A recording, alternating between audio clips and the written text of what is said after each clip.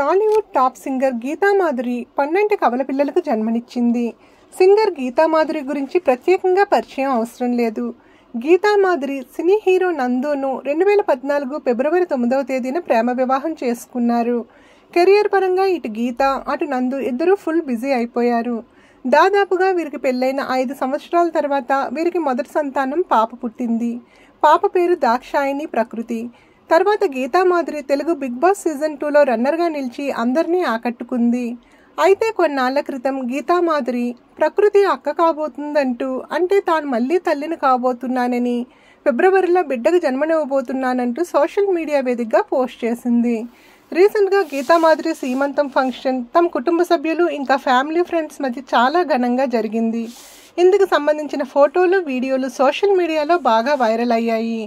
అయితే ఈరోజు గీతామాధురి 12 కవల పిల్లలకు జన్మనిచ్చింది. ఇదే విషయాన్ని గీతామాధురి భర్త నందు సోషల్ మీడియా వేదికగా తెలియజేశారు. దీంతో వీరి ఫ్యాన్స్ అండ్ ఫాలోవర్స్ ఈ జంటకు కంగ్రాచ్యులేషన్స్ తెలుపుతున్నారు.